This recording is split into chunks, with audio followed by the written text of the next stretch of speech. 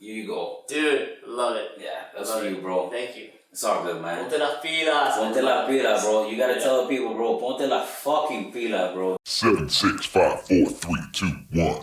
Phresh presents Que Bola, where we talk to various movers and hustlers who are popping off and succeeding in the 305 and at the same time influencing the culture. I'm your boy D Fig. Holla at your boy when you see me in the street. Ew!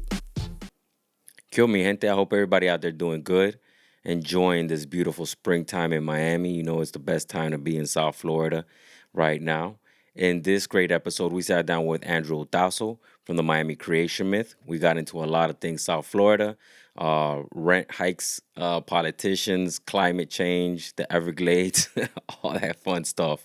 It's a really good talk, and I had a blast. I hope you guys enjoy it. Without further ado, let's get into it, all right? Listo. Worries, man. I know what it's like. Damn, Been there. Literally been there. All right. Oh, I loved your... We'll get into it. All right. So, okay. Once again, here we go. Third time's a charm, dog. Yep, we got it. So, in the studio, thank you, everybody, for listening to Que Bola podcast. Thank you for subscribing. Thank you for sharing it. Thank you for sharing it with your friends. And if you hate this motherfucker, like I always say, share with your enemies, but just share this bitch, all right? In the studio, we have special guest, Andrew Otazo. That's right. From the Miami Creation Myth. Dope is probably Miami meme page, point blank. I'm saying it, fire as fuck. Nobody out there competing. Is like your heads and shoulders above everybody. Your content is right on point, and it's hilarious. Like, and it hits a nerve, literally. The way that you just pinpoint what everybody's experience is in South Florida, right? Especially the locals, because I feel like that's the point. Yeah, it's all for locals. It's like New Yorkers don't worry about this shit. It's not for you. Yeah, it's not for you, exactly. So, my dog, how did you start off with creating that content? How did you? Yeah, how was that? So Miami Creation Myth started as a book. So I wrote. So you know how like the Egyptians or I don't know, the Vikings, the Norse, the Chinese, every great civilization throughout time has their own, I guess, gods and goddesses and heroes and legends, their own mythic cycles. Yeah. So I decided Miami is such a culturally specific place that it deserves its own creation myth. So I literally made this whole mythic cycle, right? So it begins with the creation myth. So first of all, this is a parallel universe that's just Miami-Dade County. So at the Broward County line, there's a giant chasm, and no one knows what's on the other side. It might be Broward. Who knows? It might be or might not be. Yeah.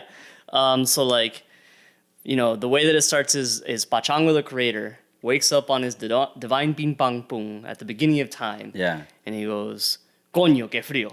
And literally the first word is coño. And he decides, I'm going to create a universe. So he's like, all right, he makes the sun comes over the horizon. He's like, que maravilla, this is great. And then his mother kicks down the celestial door of the universe. She's like, apaga esa luz, yo no soy gente de la compañía de electricidad. Yeah. Pachango's like, I'm trying to create a universe. She's like, I don't care. He's like, all right, fine. Has to turn off the universe, turn off the sun, move to a different universe, start it all over again. And that's how it goes. That's the flavor of the thing. So, there's a god of Chisme, whose name is HP. There's, the goddess of the Everglades, whose name is Maris Laces. The goddess of the sky is Yamilet. And it goes on and on. I saw that you had one god that was UCL. UCL. But he wanted to call himself UCL. No, UCL wanted to call himself UCL Submarino. Yeah, what was that all about? How did that come about? I don't know. It's like his dad, Pachango, creates him. Yeah. He puffs on a cigar. The smoke coalesces and it forms UCL. Yeah. And his two other siblings, Maris Laces and Yamilet. And, he's like, bienvenidos, welcome to the universe. And UCL is, not the brightest guy. So, he's like, can I call myself UCL Submarino? And Pachango's like, call yourself whatever stupidity you want. I'm going to call you, and everyone else is going to call you UCL. UCL, yeah. So you read the first chapter? Yeah, I read the first chapter. Oh, all right. So you get it. You know what it's about. No, definitely. I subscribed to it and I read it. It was hilarious. Thank you. Just the way that you like how. Which one's the one that Chimoso that be trying to get them to fight That's each other? That's HP. Yeah, that's the one that was like talking shit to everybody's ear. So the funny thing about the story though is that it got published in Acentos Review. What? which is one of the most prestigious Latino literary journals in the United States. Wow. Which I thought was hilarious. Yeah. Because this thing does not belong in a literary magazine. But whatever. I mean, apparently it does, Well, dog. okay, sure. That's what's up. But so, I published it and I was like, I want to do something else with this. So I went to my buddy who's a director. He's directed for Nickelodeon and for MTV, and he's done feature-length films. And I said, hey, I just published this short story. Can we turn it into a short film? And he was like, you know what? Why don't you write an entire book and, make all these different myths, and then we'll turn it into a TV show. And I said, okay. So I wrote the whole book. The first half of the book is standalone myths. So it's everything from how were the stars and the sun and the moon created to how did these different communities of people get to the United States, or get to Miami, I should say, to there's one on real estate, there's one on undocumented immigrants. That's the first half. And the second half is called the Cafecito Odyssey. So these two hero twins, Marta and Cuquita, both of whom are named after my grandmothers, actually. Miami is everyone in Miami is very lethargic. Like an illness falls on Miamians and no one can do anything. So they have to travel to the different kingdoms of Miami. They're literally kingdoms with walls. Okay. And they're separated. They're different communities. So there's kind of how it is now. Exactly. Yes. So there's Playa Tráfico, which is Miami Beach. Yeah. There's Cuba Ocho, which is, more the Cuban neighborhood. There's a neighborhood for Little Haiti. There's a neighborhood. Grove. Yeah. There's a kingdom for the Seminoles. All these different communities. Okay. So they had to visit all these different communities and get the different parts of Cafecito to put it together to save Miami. All right. And that's the book. So originally, it started off as a short story, and then it evolved into a book. Right. You didn't have the intention of writing a book when you first started. Absolutely not. But then I did, and then so we're in the process of turning that book into an audiobook right now. We're bringing different actors into the studio, and we're recording them all, and then the ultimate goal is first step is produce the audiobook, put out the audiobook, put out the printed book, and then we're gonna probably do a podcast where we act out the different parts in the book, and then finally it's the animated TV series. And so this. Whoops, sorry, hit your That's mic. all good. This is the I guess the goal, right? But in order to get there, and this is where we can get into the more creative aspect of things. Yeah. If a tree falls in the woods and no one hears it, Does it actually fall? Exactly. And so I needed to bring in an audience for this. And the way that I did it was through memes and through stories. Or through essays. I started just cranking out Miami memes. I'm born and raised in Miami. The book itself is for Miamians. Mm-hmm. It's written in the 11 languages and dialects of Miami. Everything from Portuguese, French, Haitian Creole, Jamaican Patois, Miccosukee, everything is in there. So it's just for Miamians. And I know Miami. Yeah. That's when I created. Literally, I've made I think I'm at 800 memes or something. And then I started the webpage, and I would, basically put out different stories making fun of, whatever, Miami politics or Miami transportation or whatever. Yeah. Yeah. And what's your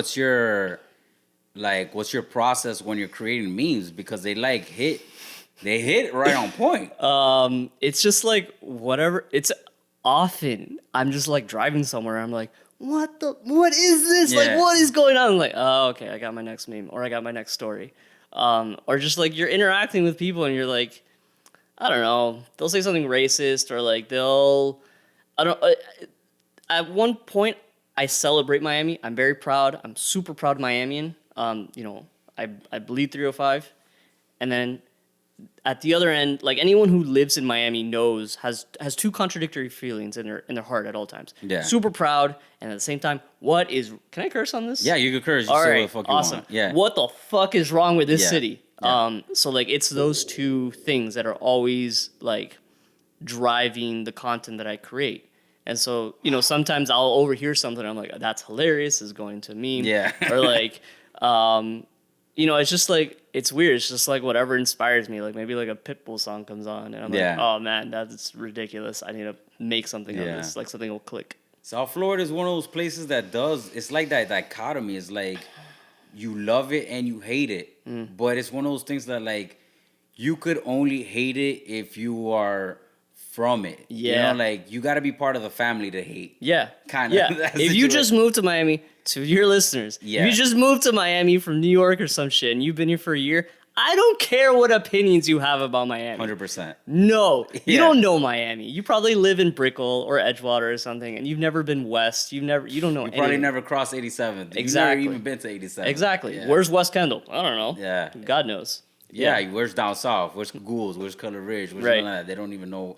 I mean, so that's something like that's happening right now in South Florida, specifically in Miami, is that the culture that we grew up with is changing in certain areas like Brickell and that's like the influx of different people are changing basically the way the city like interacts with each other. Yeah. We already had like a written language kind of, right?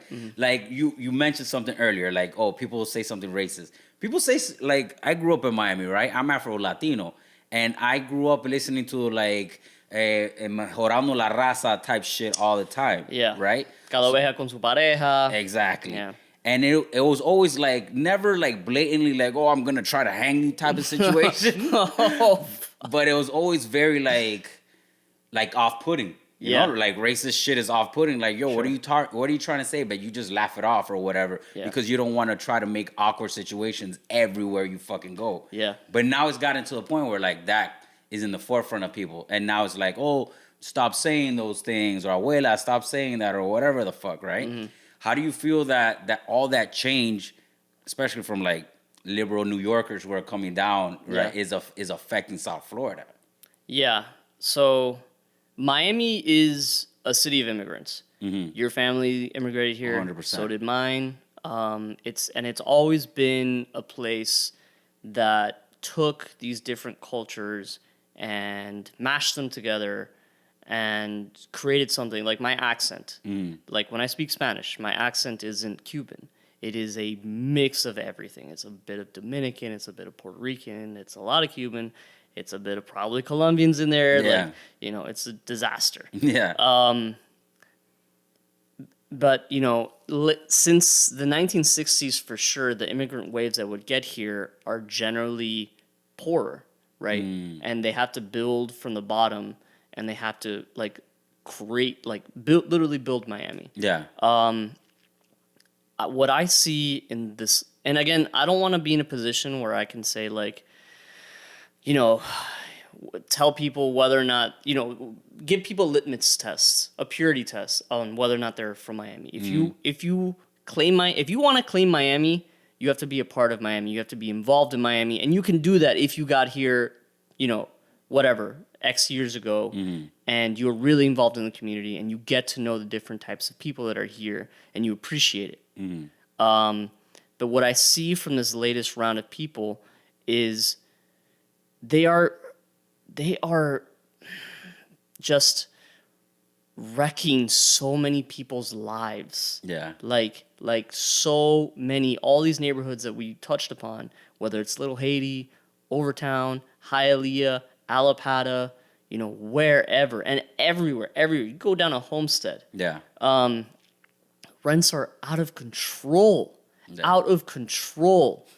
Literally, this is like the most rent-burdened city in the United States. Yeah, I saw a post yesterday from Bloomberg that Miami year over year has a 36% rent increase. It's the largest in the whole entire nation. It's insane. Yeah, it's fucking nuts. And it historically was driven by people coming in from, the upper classes from Venezuela, from Brazil, from... Yeah, capital flight from South America. Exactly. Yeah, a oligarch. You know, he gets in trouble with the Chavez regime and he's out and he's here. Yeah. And he buys himself a nice safety deposit box with a view in Brickell. Yeah. And that has been driving prices. There's been a lot of money laundering here. And there's still that going on. But then again, you have people with a tremendous amount of disposable income coming in from California, from New York, from other locations as well, especially during the pandemic. They're like, oh, I had to be stuck at home. Well, my home might as well be warm and a nice place. So And beautiful. Yeah, exactly. And they come here and yeah, dude, it's easy to make fun of them. And again, like it's easy to make fun of tech in particular. Yeah. Right? Tech bros. Yeah, exactly. Because they're clueless. Yeah. Absolutely clueless. But I think they're indicative of a much bigger problem that you find in all of the professional sectors, whether it's lawyers, business consulting, tech, whatever, where you have these people that come in and they'll form the little enclaves in Brickell and Edgewater. And I can't tell you, oh, God, man. I can't tell you how many times I've been to like a networking function and I was literally the only Miami in there. Forget Latino. Oh no, I've experienced that For a lot. sure you yeah. have. Yeah. For sure. Yeah, yeah. I network all the time. Yeah. And yeah, I've experienced that shit a lot. And people are like, you're from Miami? Yeah, they're like, oh my God, you're actually from here? Yeah. Oh, I didn't know you people existed. We're literally everywhere around you. Everywhere. You know what that tells me? That you're not participating in the culture. One, yeah, Yeah. you're definitely not. And two, you're scared of minorities. Yeah, They that's scare you. yes, Yeah. yes. The only interaction you have with a native Miamian is like the guy at the other end of the Starbucks, like, Networking event. yeah. Yeah. Or like, you know, the guy who does your dry cleaning or your Uber driver, there's something wrong with you. Yeah. The guy who's providing you a service. Exactly. Yeah. Like, yeah, if the only Miamians you ever come across is the people that are serving you, yo, fuck you. Yeah, 100%. You're not contributing. Like I could hate on all the New Yorkers, bro. You don't have to, but 100%. We're having this conversation with a friend of mine the other day, and I was just my boy John from Jolt Radio, and he was telling me like, and we were talking like the New Yorkers who are moving down here aren't the ones who are bringing culture with them. They're just bringing a shitload of money. It's like the rich, like oligarchy type of New Yorkers. It's not like the cats that you be hanging out with when you go to New York and you go to Brooklyn and you think it's dope and all that other shit. Those people they can't afford to move The down people here. in the brownstones in Harlem aren't coming here. Yeah, exactly. So that's really affecting how South Florida is, first of all, like communicating with each other, dealing with each other, because now there's like a middle person trying to dictate the narrative of Miami is. Yeah. That's the thing that really pisses me the fuck off. When somebody who just got here like a year ago, whatever, then writes an article like, this is what Miami is too, Yeah. like in the New Yorker or some shit. Like, Or- what? Yeah. What are you talking about, G? That's its own subgenre. Yeah. Of fucking dude comes to Miami, finds out how fucking tropical it is, discovers everything, eats a croqueta at what was this? It was like some random freaking place in Coconut Grove, and decides that's the best croqueta in Miami, and then translates it. Yeah. Translates, how the savages live their lives to the rest of the United States. That really irks the fuck out of me. Yeah. And it's something that's crazy. But at the same time, you touch on this as well on one of your recent memes. The politicians in South Florida, like, are just acquiescing to this shit. They're Absolutely. just like 100%, just like, yeah, take over, dog. 100%, I'll make it bread. Like, Miami is profiteering, number one, right? Like, that's really what. This is capitalism, like, to the next level of capitalism. Because it's like crony capitalism as fuck, profiteering as fuck, and at the same time, it's all first generation. The vast majority of the population is first generation or descendants of first generation people coming from South America, which have those tendencies as well. So it's like a weird like mixture where it works, right? Because in Colombia, in Venezuela, in Argentina, this shit happens all the time, right? Oligarchies, that's what they're known for. Yeah. But if you bring your oligarchy type like mentality and you mix it in with the crazy capitalistic system that's built here, where there's no safeguards for anybody, that, it's like it's a really clusterfuck. Basically, it's like a clusterfuck that we're seeing right now emerge with people's rents, and I don't think that rents are gonna be the only thing. Like the whole toll situation, that's a luxury tax. Yeah. You're paying for a road, right? The road gets built, and then they put another toll on that road for you to ride another special road on that road.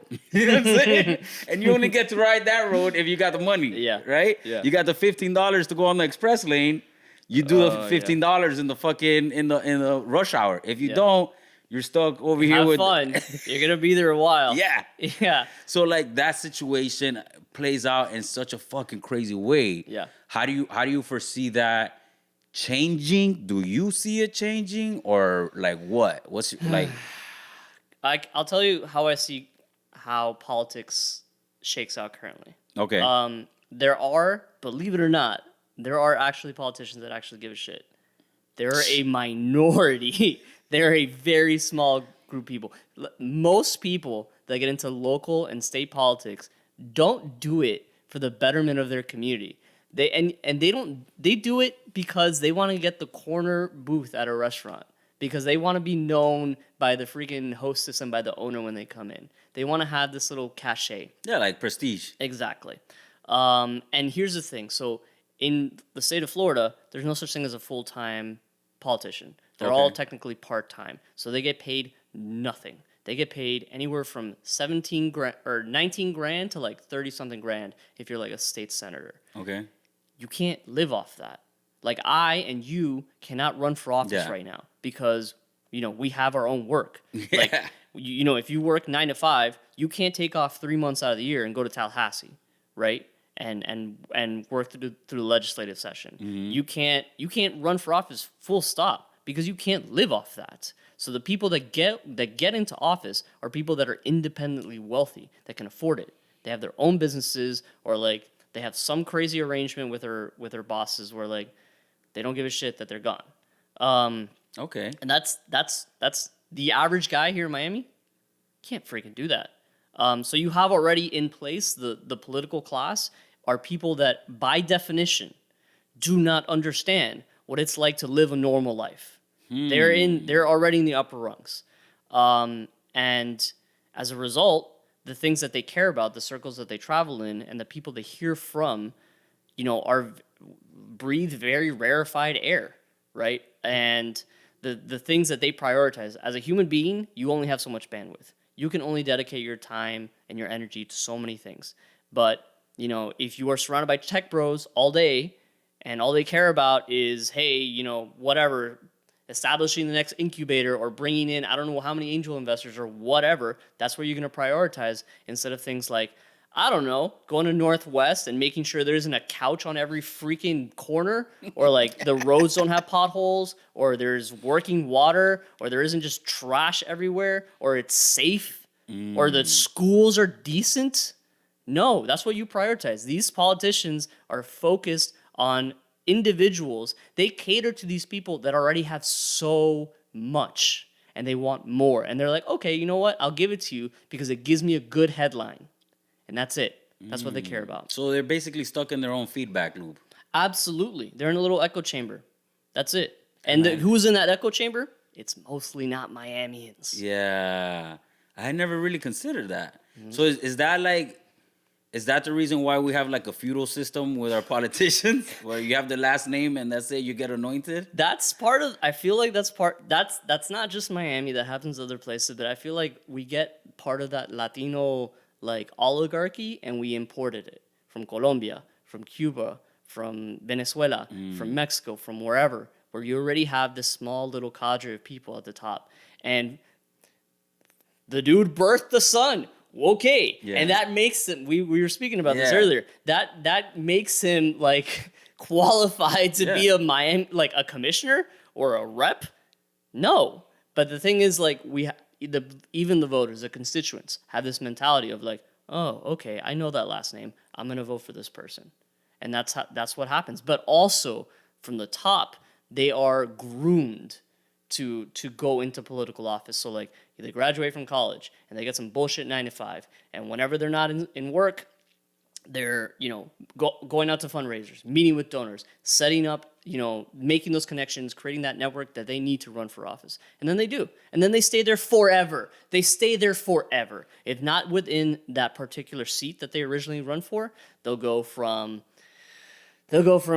City of Miami commissioner to Miami-Dade County commissioner to House rep to Senate to right back here to commission to chief of police to, well, maybe not chief of police, but like fire chief. Yeah. And they'll just ping pong back and forth, and they get more and more pensions that accumulate as a result. And they retire. When they retire, and they don't ever freaking retire, but eventually when they retire, they'll have a gigantic just book of pensions waiting for them.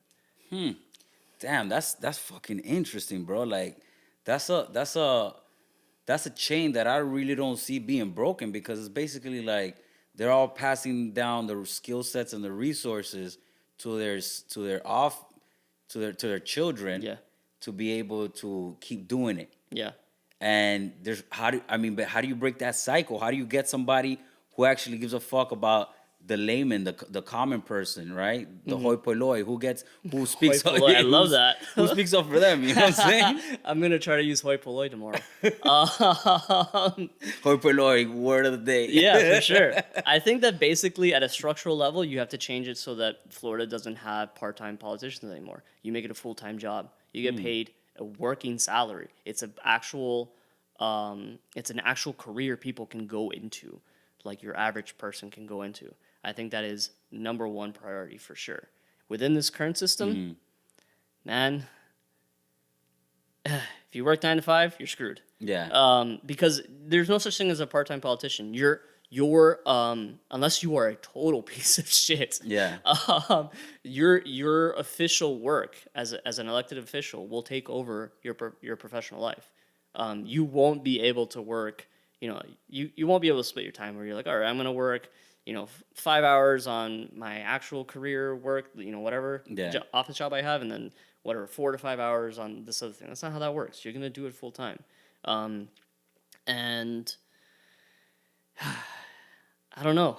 I don't know what the solution is. I can't give you give you an easy solution. No, I feel you. I feel it's just like, bro, that's something that I know like the vast majority of people is on the forefront of their mind because of the results. Yeah. It's not necessarily like, I give a fuck about politics or anything about like that, but I care a fuck about my rent being increased like 40% and things like that. You know what? Actually, I take that back. There is one solution. What? If you can't do it from the top down, you do it from the bottom up. All right. So elected officials, beyond being like semi-charismatic sociopaths, they mostly care about themselves. They mostly care about getting reelected. And so as a result, believe it or not, they will listen to their constituents. Mm-hmm. If a group of their constituents come to them, if there's a critical mass that say, this is important to us, they will change it. They will do something, or else they're not going to get reelected. All right. Now, you touched on something that this is like near and dear to my heart. I'm a registered licensed insurance agent in the state of Florida. I do health and life insurance, right? Health insurance primarily being Obamacare, right? So I see this all the time. I have a big book of business, and I like re-up my book of business every year during Obamacare season. I talk to my clients. I never get into the political with them because it's not something that really works for me business-wise. Yeah. But I get to peer into their income status because it's required for the application. And oftentimes they bring up political things, and I'm just like trying to not talk about it. But it's always like the vast majority of these people are voting against their own self-interest, right? Yeah. So how is like that, like you're saying, doing it from the bottom up, but then at the same time, the people who are voting are voting against their own self-interest. Like they might be accepting Obamacare, but they're voting for somebody who's gonna try to repeal Obamacare. You know what I'm saying? Like that's oxymoron type shit. This is a big can of worms. Yeah. This has been a conundrum in political communications forever, right? Why do people supposedly vote against their own interests? But at the end of the day, even though monetarily they might, there's something driving that decision, right? So, for example, if like the dude off in Hialeah, like one of your clients, whatever, who's on Obamacare, and he will vote for politicians that are for repealing Obamacare, even though that means that he's without insurance. He's, up shit's creek without a paddle. Yeah. Why is that? So oftentimes what that boils down to is a racial hierarchy. So yes. So they will. Okay, so how can I put this? So essentially, they have been messaged that these certain policies, that even though they benefit them, benefit another group more, right? So they will benefit, say, specifically Yeah. African Americans. Black and brown people. Exactly. POCs. Yes, exactly. Yeah, people of color. Yeah. And so what you're doing by voting against that is basically channeling your opposition to whatever group would benefit most from that policy. And as a result, you're putting yourself above them. So like there's a racial pyramid. Even though you're like shooting yourself in the foot? Yes, because at the end of the day, guess what? You're still part of the in group, right? Even if you're dark-skinned Latino, even if you look like a black dude, if you if you at the end of the day can tell yourself, bueno, at least I'm not Black. X, Y, yeah, or I'm Z. not African American. Yes. I'm Afro-Latino. Not even Afro-Latino. Yeah, just I'm Latino. Full period. If at the end of the day you can tell yourself that, then you're still, doesn't matter how low you are. Doesn't matter if you're on the street. Doesn't matter if you don't have anything to eat. There's still someone below you. Wow. Damn, that's deep, dude. I had never thought about that shit like that. That's intense. Yeah. I mean, it does kind of make sense for why you would vote against your own interest and vote for somebody who's gonna try to like not look out for you. I mean, if you're voting for somebody who's like, I mean, I'm a capitalist myself, but I believe that there should be like limits on capitalism. Like crony capitalism is what I'm against. I'm against that shit 100%. But that's basically what Miami's all about, dog. Like rich people tend to hoard opportunity for themselves, right? They do it with education. They do it with in business, and they'll pass down those opportunities to their offspring, right? But then there'll be people who are voting for those people's interests, right? Instead of their own interests. And it's just like, ¿qué coño está pasando here, dog? It's marketing. At the end of the day, you sell someone. If I'm selling you that hat right there that you're wearing, I'm not selling you that hat. I'm selling you the story around the hat. That hat makes you cool. That hat makes you part of the in-group. Same thing. It is a story you're selling to a constituent. So if you vote against Obamacare, if you vote against, I don't know, pouring more money into public schools, whatever, you can tell yourself and other people that you are, a bootstrap guy, that you don't want anything from anyone, you're not for handouts, you're a hard worker. You can tell yourself and other people all these positive attributes. Even though it is completely bullshit. Completely, totally removed one from the other. From reality. Yeah, like I'm wearing Nike shoes. Yeah. I'm not going to go walk out here and dunk, right? That's not going to happen. But that's a story that people get told. Oh, right? shit. It's the story. It's not the product. It is the story. So you know what that tells me? One, the people that are for these policies that, supposedly work against. Okay, first of all, if we are completely honest, who the hell in their right mind would vote for, giving more tax breaks to like the uber wealthy? Nobody except for those wealthy people. So you don't have that critical mass of support for this policy, and the policymakers themselves and the people that are talking to them and donating to them were the ones that benefit from them. So there would be nobody that would vote for this. So if you don't create that story, then you have nothing. So it tells me that the people creating those stories are making great stories, and the opposition suck. Especially here in Miami, if you're on the more progressive side of it, the narrative is horrible because whenever you say anything, you get called a comunista, straight up, or a socialista. Like, whenever you try to help anybody else, if you're not just straight up helping yourself, it's like, oh, tú eres un comunista. Like, damn, chill out, fam. Like, here's the thing, though. I believe in affordable housing. No. That is the automatic thing that you are accosted with. That is the automatic thing that's thrown at you because it's worked. Because what does it do? It puts, say you're an elected official and you want, more affordable housing. Well, I'll say you're a comunista. Your reaction is going to be, I'm not a comunista. Here's why, X, Y, Z, et cetera, et cetera, et cetera. I'm not a comunista. But you're on the defense. You're on the back foot. You're not telling me what you are or who you are or what your priorities are. You're telling me what you're not. You're fighting on my battlefield. I set the battlefield. We're going to fight right here. And these are the constraints, and therefore I control you. So you're setting the narrative, basically. Exactly. And so what people need to do is reject the comunista socialista argument because it's not made in good faith first of all. So like, don't even touch it. Like, don't fight on someone else's battlefield. Fight on your own. Like, it's not even counterattack. Attack with something else. Like, oh, okay, that's bullshit. Let's talk about something substantive. And that's what they're not doing.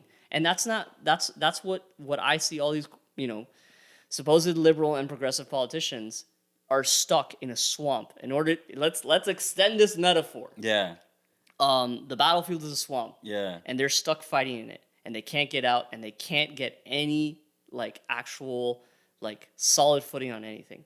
Dude, don't get in there. You're gonna fucking lose. Yeah, 100%. That's what the U.S. Army did when they tried to take over the Seminoles, and Seminoles went into the Everglades. Oh yeah, they got messed up. Miami-Dade County. Up, yeah. Dade was, I believe, he was a captain or maybe a major. He got killed by a bunch of Seminoles because he was an idiot and went into the Everglades with a company of soldiers in their full uniform and got shot to pieces. Yeah. Yes. Yeah, so that's basically what's happening to the opposition here in South Florida. Damn, that's fucking nuts, bro. Mm-hmm. Dude, so on the page, going back to your writing, what was it that started you writing? Were you writing? What high school did you go to, by the way? I went to Belen. Belen. Don't hold it against me. It's all right. It's all good. Some of the Belen people cool. Yeah. Nah. But so were you writing at Belen? I've been writing since I was 16 years old. Mostly satire. Okay. And I've written professionally for a long time as well. So, let's see. I've been published in a peer-reviewed academic journal on energy geopolitics, out of all things, on Venezuela oil production, actually. I worked at the Harvard Business School as a research associate, so I wrote a bunch of case studies on all these different companies. I've written white papers, I've written op-eds, I've written a book, I've been published, at least professionally, I think 17, 18 times. Yeah, that's awesome. Thank you. Yeah, and those works have been purchased, I think, over 10,000 copies, I think. So, oh, bro. Yeah. So I have that professional side, and then I have my creative side. So, creatively, again, I've been writing since I was 16. And it's mostly political satire. Okay. And then, they say write what you know about. So I know Miami. So I turned that into a focus on what's going on here, because unfortunately there's a dearth, I think, in greater. Again, first of all, what I write for is just Miamians. If I don't ever make a dime, if I never make any money back on Miami Creation Myth, but it makes an impact on actual Miamians, I'm happy. And again, if you're not from Miami and you read my book, I hope you like it, but it's not for you. Yeah. So I focused on the Latino immigrant story here, but then I did something else. Because if I want to have the ego to say I can write a story about Miami, I can't just focus on my community. Yeah. I can't just write it from a white Cuban American perspective. Yeah. I went out and I got a ton of input from every community here in Miami. Like for example, the Seminole chapter of Miami Creation Myth. Mm-hmm. I showed it to, she's actually former Miss Seminole USA and Miss Indian World. Okay. And I showed it to her, and I showed it to another contact of mine who's a Black Seminole. Okay. And they have their own fascinating history. And they were like, this is wrong. You're wrong. And you're wrong. Yeah, and I was like, okay. Wrong. So literally rewrote the whole chapter. Okay. Yeah. Same thing with the Haitian American community. Same thing with the African American community. Same thing, every bit of dialogue that's in Miami Creation Myth, whether it's Jamaican patois or, Miccosukee, was run through members of that community. And they told me what was up and what was good and what was not. So like there's the chapter on undocumented immigrants. You better believe I sent that to a friend of mine whose family is undocumented, and she put me through my paces. Yeah. So yeah, So you went to vouch, so it could be like 100% real in every aspect. yeah, as real as it can be. And again, I tell people in the introduction to the book that it is a story of Miami, not the story of Miami. There are many, many, many, many other stories here. This is incredibly rich. This is why I love Miami. Yeah. This is incredibly rich culturally city. So there are many stories that are nothing like mine, and that's fine because mine's not the story. I can't claim to be that person. And going through that process, what would you say was like your biggest like obstacle? Obstacle? Yeah, to overcome.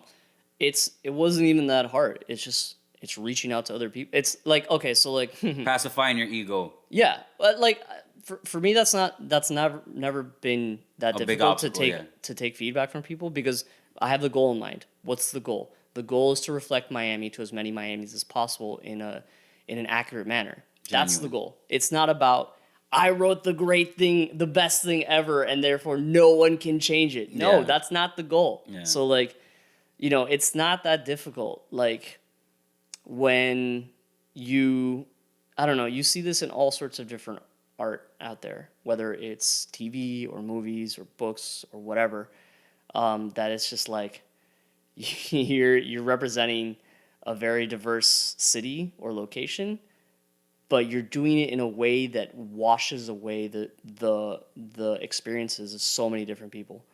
And you know how you counteract that? You just reach out to people in those communities. And you're like, hey, is this bullshit or not? It's not that hard. DM them. That's what I did. I didn't know anyone in the Seminole tribe of Florida before I did this. Yeah. And then I got to meet them, and it was incredible. It's not that hard. Yeah. Yeah. I mean, yeah, it's not that hard if you know how to put your ego to the side. Yeah, I guess that would be the hard part. Yeah. I guess, but I mean, but yeah, you're talking about Miami where everybody's egotistical as fuck, bro. Yeah. Come on, that's a hard fucking thing to do for a lot of people. You know what I'm saying? And while you're doing that, you put the book together in pieces. Did you put it together like how'd that come about? Like, did you write one chapter and skip on to the next chapter, or how'd you put it together? I wrote the first chapter. That was the original thing that I had. Miami Creation Myth. That's the one that was published in the Santos Review. And then I wrote all the standalone myths. And then I actually did pretty chronologically, I'd say. And then I finally, just basically front to back. Yeah, I didn't like hop about or anything. Yeah. And did you touch on something that's always on my forefront, climate change? Yeah. You're like, yeah. Yes. So in the creation myth, the very first chapter, the gods, like as you read, the gods get into a war essentially between each other, right? So the goddess of the Everglades is in a war with the goddess of the sky, who's in a war with the god of the ocean. And the way they fight is, for instance, like the goddess of the Everglades will create a fucking hurricane and throw it into, the god of the sky will throw this giant hurricane into the Everglades, or like the god of the ocean will like create a storm surge and, or just, try to take down the sky by, drowning it out. And then Pachango, Yeah. in order to separate his three children, he creates the god of the earth, Junior, and he creates Miami-Dade County to separate the three gods, right? But their war isn't over. Like, they're just, separated by this landmass. But, so Miami Creation Myth, this book is supposed to be a trilogy. Okay. And then the third book, as with every creation myth, there has to be an apocalypse. Okay. And the way the world ends, spoiler alert, for all of Miami Creation Myth fans out there, is fucking climate change. How is Miami gonna end? It's probably gonna end via climate change. So that's gonna be reflected in the book. Bro, so like one of the guests that came on the podcast, you were telling me one of your boys that you know as well, Mario Ariza, Right. Wrote the Miami Disposable City. Disposable City, Yeah. Miami on the climate change. And one of the lines that he has in there that's always stuck in my head, and I think about it all the time, is that the city that I love will soon be underwater. That's something that hits hard, bro. That hits like right here. You know, I know. I was born and raised in the 305. Like Yeah. this is like my home, Yeah. and that's just like legit, bro. Like maybe 40, 50 years in the future, there's gonna be like various parts of the city that are gonna be with stagnant water 24/7. It's just not gonna be livable. Yeah. Flooded homes and all of that. Do you think that we have the willpower as a community to do anything about it, change it in any way, shape, or form? I mean, because developers definitely no le importa ni un carajo. Yeah. They make their building, Yeah. they sell that bitch out, and they they're move out. on to the next one. Yeah, yeah. So, I mean, but they're the ones that are in positions of power, Yeah. right? They're the ones who own City Hall right now. Yeah. Back in the day, it used to be, I was talking with my friend about this. Back in the day, politicians were owned by drug dealers, right? And the drug dealers didn't give a fuck about their power structure. They would go and kill them in the middle of the street. Yeah. So they decided to get new overlords that were real estate developers because they wouldn't kill them. You know what I'm saying? It's There's like, that benefit. that's the benefit. Yeah. Like, I get to fucking stay alive. Yeah. You know what I'm saying? So, like, do you foresee any way of, like, change or anything for us to, like, avoid that apocalypse? So I work on my off time. I work in conservation. So to date, I've removed 16,230 pounds of trash Wow. from Miami's, mostly from the mangroves. Man, thanks for that, B. Yeah, no That's worries. awesome. It's a weird hobby. Yeah. So what I've realized working in this is that people get it in Miami. They get environmentalism. It's not political. For once, it's not political. Like, it doesn't matter if you're on the right, the left, the center, you're an anarchist, you're a monarchist, doesn't matter. You get it. And I'm seeing a similar trend when it comes to climate change. Like, don't get me wrong, there's still plenty of idiots out there with their heads in the sand. And it's not necessarily just idiots, it's also people that have a vested interest in not changing the system as it's currently structured. That absolutely refuse to even talk about climate change. But there are many, many other people, and there are more people every day, because we see it. Yeah. Literally, there's these sand flats right outside of Bear Cut Preserve. I know where it's at. Yeah, it's beautiful. It was beautiful. Yeah, it was. And when I was, 15 years ago, every low tide they'd come out, and it was gorgeous. They'd extend like 100 meters out into the bay, out into the Atlantic. But over time, less and less and less. Mind you, this is like millimeters above the sea level. Over time, less and less and less and less gets exposed, and now like you almost never see it. Yeah. But that's just my particular experience. But there's flooding all the time in the city. Everywhere. Yeah, it's February and it's 80 degrees outside. That was not like that, man. Back in the day when we were growing up, Yeah, that's not. February was cold. Yeah. And that's kind of like what always has me like, are we going to be able to do something? My last guest, Jenny Lee Molina, she said something that this is not like an exam that you get to cram at the last minute Right. and get an A. You know what I'm saying? Yeah. Like, that's really like my biggest fear is like we think that we're gonna come at the last minute and do some fucking I don't know what and like fix that shit. Like, yeah, we got this shit. Yeah. Bro, it's not like that. And Yeah. it's not gonna be like that. For a lot of people are gonna get displaced. A lot of things are gonna happen that's really gonna change the dynamic of the city. And I always wanna like bring that to the forefront, but I always wanna know if like people could do something about it from their I don't know, just some way to enforce that. I'm not sure, bro. It's a conundrum, to be honest with you. But it's just like we got to do something about that shit. I think that there is. We were talking about this earlier. The political class in power in Miami right now, generally, they'll talk platitudes, right? But they won't make the hard decisions. They won't make the hard choices that they need in order to ensure that Miami is above sea level in 50 years. They're not. And the thing is that it needs to be an electoral priority. If people make it damn clear, it doesn't matter, I am more liberal, but if you want to live in Miami, it doesn't matter what party you vote for. And if you communicate that to your elected officials, they will actually start implementing policies that start to address this. Yeah. And that's like what I preach every time I talk to anybody. civic engagement. Like you think something's important? Okay. You can march, you can post, you can scream until you're blue in the face, but it's not gonna change until you get involved in politics. Full stop. Does not change. You need legislation and you need regulations, and that means you go to, that's right, the semi-charismatic sociopaths. All right? And make them, drag them through the streets until they agree to change. Damn, I see that so hard pressed, dog.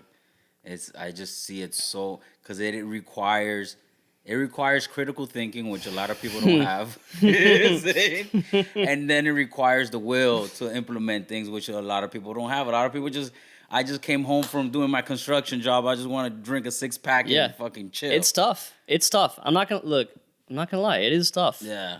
And there's plenty of people that have plenty good reason why they're not more involved. But Miami's a young city. Like, I've lived in other cities. I've lived in D.C. I've lived in Boston. You know, I lived in New York for a bit. I lived in Sao Paulo, in Buenos Aires. Damn, you have been around. I have been around, yeah. And what I see in these older cities is a culture of civic engagement. It's people that hold their representatives much more accountable. You have more institutions that are actually involved, grassroots institutions of different interest groups, like grassroots, like not whatever Florida crystals out there, trying to poison the Everglades some more, but people that actually care about schools, that care about public housing or public transportation. They're organized and they go out there and they throw their weight around. We don't have that here because this is a very young city. And a lot of people, like your family and my family, they're immigrants. They're too freaking tired at the end of the day. They're working too hard, grinding, trying to survive to get involved. But you and I, luckily, because of our parents' hard work, have more time and more ability to get involved. And that's what we need to actually do. Talk about it. Exactly. That's intense, bro. That's intense. So you got to get the young people involved. Yeah. And the young people can bring their parents and their abuelos along for it too. Bro, it's hard, bro. I mean, I know that when it comes to voting cycles, the abuelos are the ones who are voting. The young people are not. They don't give a shit about getting to the election box to try to change things. And that's why, it also goes back to that whole fiefdom thing. Like, abuelito sees Suarez, he says, "Oh, is Suarez which one? That's Doesn't matter. The third, I heard that, I know the de la Portilla. Él es niño bueno. Yeah. Yeah. It's like, come on, bro. Like, these people have obviously not provided what the city needs for a long time, but they're still in positions of power because they know the voting base is the abuelitos. They know how to get them. Like, what's happening right now with that whole entire thing about a whole building being switched from Democrats to Republicans? That shit is wild, my dog. Yeah. That shit is wild. Illegal as fuck. But people in South Florida, they don't give a shit. It's so eso pasa todo el tiempo. Like, that type of situation. Some crazy shit that happens. Or in the last election cycle, you put up a ghost candidate, right? Yeah. Just to be able to siphon off. Yeah, just to knock off JJR, Jose Javier Rodriguez. Yeah. Illegal ass shit happening all the time here. I mean, but yeah, once again, like you're saying, it requires engagement. Bro, I really don't know. I really don't know what is gonna come of it. I just know that I love this city. I want to see it get better. I love seeing creatives like yourself, bringing it to the forefront through satire and in a comedic way, because it gets boring when somebody's beating it into your head. You don't want to be preached to. You don't want to be preached to. I try to not be preachy. I try to be funny. I try to bring people who are intelligent, know how to approach the subject matter in a light-hearted way. And you do that perfectly, bro. You really do that shit with those memes. Are hilarious as fuck. The one with the dog and the other dog and the frisbee and the other dog getting fucked by the other dog. I don't know if this is gonna translate to your listeners or to your viewers, but yes, just go to my page, Miami Creation Myth. You'll see it there. Miami Creation Myth, bro. Check out those memes because that shit. You from Miami, you from South Florida. That shit's gonna hit. It's gonna be like, yo, buddy is 100% on point.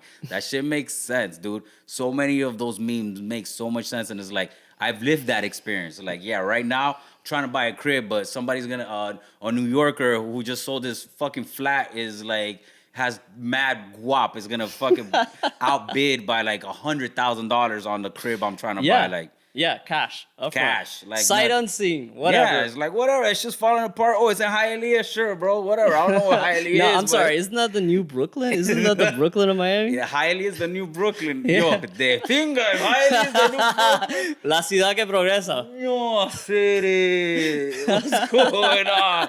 Yo, I saw recently. Is it? I don't know if he's the mayor, the Bovo, that he tried to put like rent increases can't be passed over 60 days. Yeah. And then somebody hit him with the comunista. Yeah. There's like a comunista button that just people hit. Okay, I actually wrote a story titled "Just because you don't like something doesn't mean it's communist." Where like, yo, these people. Oh, I don't like whatever. I'm a fan of, this sports team, but I don't like, I don't know, whatever, the Cleveland Browns. Yeah. They're communists. Yeah. I don't like, You're communist. I don't like mustard on my hot dog because it's communist. Yo, you know what communist is? It is the owning the means of production by the proletariat, the working class. That is communism. All right? You know what's not communism? Having working public transportation. That's not communism. Okay? Or like healthcare, not communist either. Yeah. Like, yo, I read the Communist Manifesto. It's not in there. It's all not right? in there.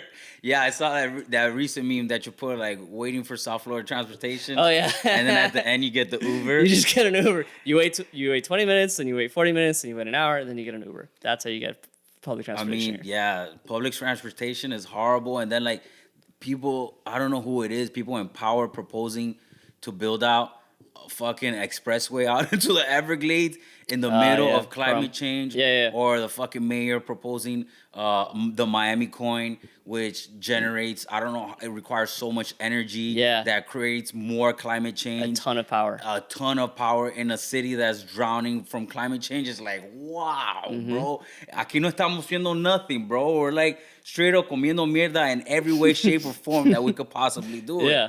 And it's just like, how are we gonna like unfuck ourselves out of here? Excuse me, I'm gonna go unfuck myself. We gotta unfuck ourselves, Miami, because there's just so many things coming in our direction, and we just keep doing dumb shit. Like we keep shooting ourselves in the foot. I mean, bro. So when is the next book coming out? The next part of the trilogy? So we are just getting the act. So I finished the narration of the audiobook. Okay. So I'm the narrator. Who else is gonna narrate? Awesome. That's what's up. I say some silly shit. And then we've got the actors coming to the studio. So I've got a cast of characters of like 20 people. So like, yo, if there's a Jamaican in there, the character, the person voicing that person is gonna be Jamaican. If there's a Haitian, the person's Haitian. If there's a Seminole, the person's Seminole. So like, it's a lot of people to bring in. Yeah.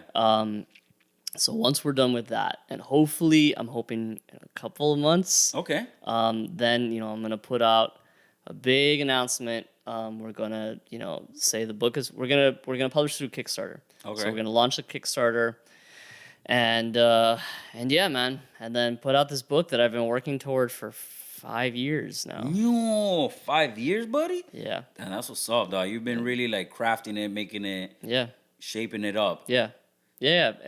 But again, like we said, like you can make the best thing in the world, but if nobody knows about it, then it doesn't matter. Yeah. You have to go out there, and I've been doing my own marketing for probably now 4 years. So like, we built the web page, we built the social media, but when I say we, it's really a team. So like I have my marketing guy, I have my director, I have my cast, I have myself, I have an editor. Okay.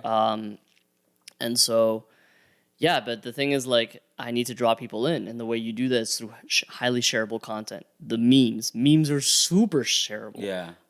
So you see a funny meme and you share it, but that's how it builds awareness of this brand, of this book, and that's how I draw people in to read the first chapter, which is for free. You just have to sign up. Yeah. Put your email. I won't spam you. I promise. Yeah. And you can read that, and then, but again, man, like building anything of quality takes time.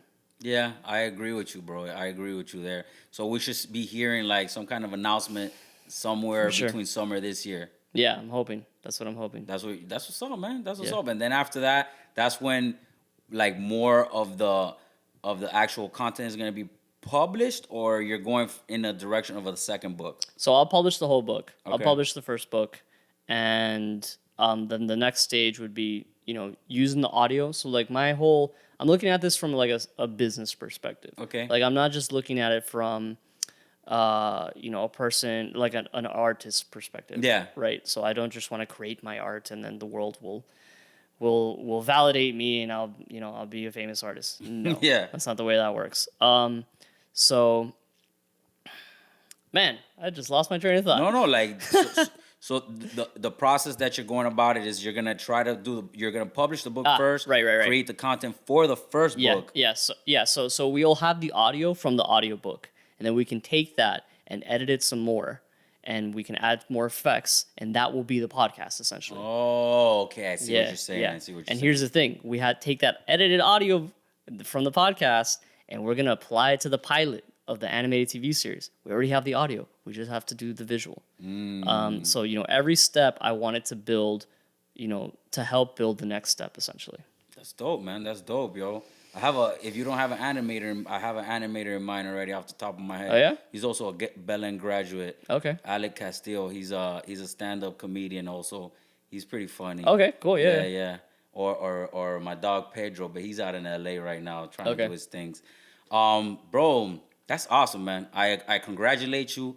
I applaud you for doing what you're doing, bringing all these awesome topics to the forefront through funny satire, and trying to, you know, better educate the hoi polloi, you know, South Florida people out here trying to help each other out. And are you open for like collaborations? If somebody want to reach out to you and collaborate with you in any way, shape, or form? It depends on the collaboration. Okay. Like I have collaborated with plenty of other people. Uh-huh. So like we did 2 live shows at Villain Theater. So we had the actors actually, you know, act out the whole first chapter. Oh shit. Yeah, we did that. That was awesome. We sold out 2 nights, and you know that was Damn, great. That was dope. Yeah. I like Villain Theater. Shout out Villain Theater. Yeah. They're a great crew out there. Yeah, I love them. They're dope as fuck. They don't tell me no to anything. Like, and so they're like, I had this really stupid idea. They're like, okay, let's do it. Like, Yeah. oh, all right. That sounds good. Yeah. So yeah, reach out to me. That's what's up. If people want to reach out to you, the best way is through the Miami Creation Myth page. Yeah. So Instagram, you know, just go to Miami Creation Myth. You'll find me there. You can DM me. On Twitter, it's just Andrew Otazo. Otazo is my last name. Okay. Yeah. Otazo. Okay. Yeah. Or just you can also send me a message via Facebook. So you know, all good. That's what's up, man. I appreciate your time once again. I appreciate you sharing your experiences and your thoughts on South Florida. You a South Florida native, so I mean it carries some weight to what you're saying. And everything that you put out so far is very 305 through and through, man. I wish you nothing but success in your future. And yeah, man, thank you so much for coming on the podcast, bro. It was my pleasure. Thank you for having me. I appreciate you. And everybody who's listening to the podcast, everybody who's watching it on YouTube, please share, subscribe, share with your friends. Let it be known that we're doing this shit, putting on for South Florida creatives. If you love it, share with your friends. And if you hate it, share with your enemies, man. You know we out here, 305. Peace. Later. You heard it there first. I want to thank Andrew for coming on to the Que Bola podcast, talking to us, letting us know about his insights and what's going on in South Florida culture through his lens, his experiences, and sharing with us. You guys already know Miami Creation Myth, dope meme page, even better book. Go out there and check it out, MiamiCreationMyth.com, or his IG page, Miami Creation Myth. If you guys like the episode, share it with your friends. Please share and subscribe. If you hate the episode, share it with your enemies and let them know they need to share and subscribe too to their enemies. Like always, lo quiero mucho. Hasta la próxima. We'll be in contact, all right? Peace.